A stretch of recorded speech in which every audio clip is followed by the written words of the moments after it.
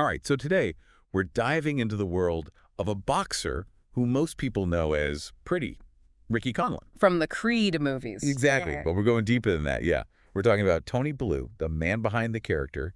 We've got his Wikipedia article right here, and trust me, this is a story that deserves its own deep dive. It really is. This isn't just some Hollywood script. This is about grit, determination, a fighter's spirit that goes way beyond the big screen. Absolutely. What's fascinating about Bellew is that his journey, it really embodies that classic boxing narrative. A kid from a tough background who fights his way to the top. Exactly. He starts boxing in Toxteth, Liverpool, a place known for its resilience. And its characters, let's be honest. Right. And he quickly makes a name for himself, even becoming a 3-time ABA heavyweight champion.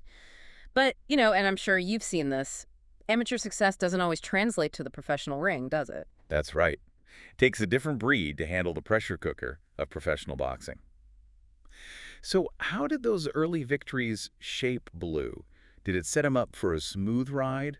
Or did he face those early career hurdles that so many fighters do? Well, let's just say Bellew's early professional career was a roller coaster. He bursts onto the scene, racks up wins, even defends some titles, but then he runs into Nathan Cleverly. And that's where things get interesting. You could say that. It was a major loss for Bellew, a real test of his character. And it made everyone wonder, how would he bounce back from this? What was going through Bellew's mind after that Cleverly fight? Was it a wake-up call? Did he ever doubt himself? It's tough to say for sure, but what we see next suggests a fighter who's more determined than ever. He comes back with a vengeance, secures wins against Oville Mackenzie, Edison Miranda. That Miranda fight was brutal. It really was. A real slugfest. Showcased Bellew's power, ending with a knockout.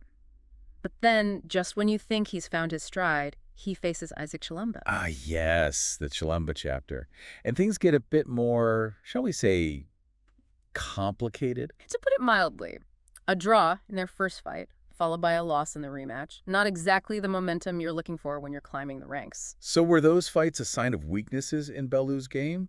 Or were they just part of the unpredictable nature of boxing where any given Sunday? I think it was a bit of both. Those fights exposed some areas where Bellew could improve, but they also highlighted his resilience. His ability to take a punch, literally and metaphorically. Exactly. He could take a hit and come back stronger. He wasn't afraid to go the distance even when victory wasn't guaranteed. This was a guy who was in it for the long haul. That's a good point. It's easy to focus on the wins and losses, but it's those moments of adversity that truly define a fighter.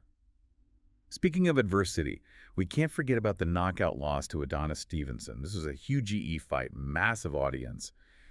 How did this loss impact Bellew's trajectory? Because I think for a lot of people, this is where they might have thought, okay, maybe it's time to hang up the gloves. It was a crushing defeat, no doubt. And it would have been easy for Bellew to call it a day, especially after a loss like that. But it's almost as if that loss, it fueled him, pushed him to reevaluate, to ask himself, what's next? And that's where things get really interesting, because Bellew makes a decision that would change everything. He decides to move up in weight class to cruiserweight. And that decision, as we'll soon find out, would have a ripple effect on his entire career. Moving up in weight class, it's a gamble for any boxer. What was the driving force behind Bellew making that jump? Was it purely strategic, or was there something more personal at play?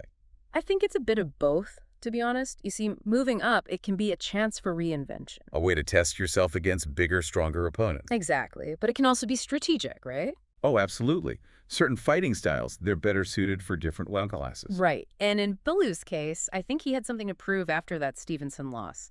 He saw an opportunity to make a statement in the cruiserweight division. And boy, did he ever. His first big test, Nathan Cleverly. The same Cleverly who defeated him back in the light heavyweight division. Talk about a clash of narratives. What a story. It was a rematch, years in the making, and it had everyone on the edge of their seats. Could Bellew rewrite history? Or would Cleverly prove that he had his number?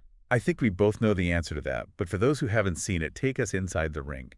How did Bellew look different this time around? Bellew fought with a controlled aggression that we hadn't seen before. He used that added size to his advantage. Absolutely. Cutting off the ring, putting pressure on Cleverly right from the opening bell.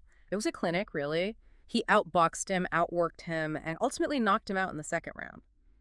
It was a statement. Tony Bellew was a force to be reckoned with in the cruiserweight division. And he didn't stop there. He then goes on to face Mateusz Masternak for the European cruiserweight title.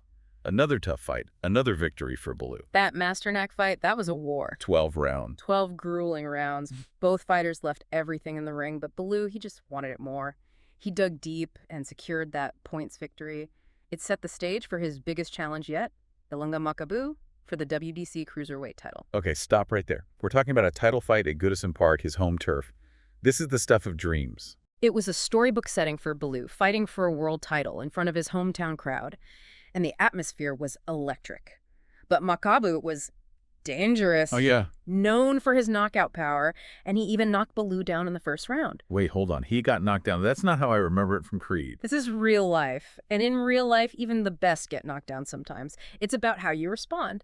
And Bellew, he responded like a true champion. He gets up, dusts himself off, and you could see the fire in his eyes. He weathered the storm, found his rhythm, and then in the third round, What happens? boom, he unleashes this thunderous combination, sends Makabu crashing to canvas. The crowd erupts. Bellew had done it. He was the WBC Cruiserweight champion of the world. What a moment. What a story. But Bellew's story, it doesn't end there. In fact, he does something completely unexpected. He's at the top of his game, achieved his dream, and then he calls out David Haye, a former world champion.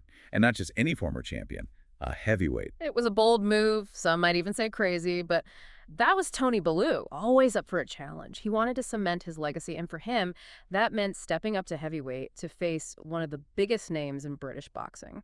This Haye fight, it was huge. Not just for Bellew's career, but for boxing itself.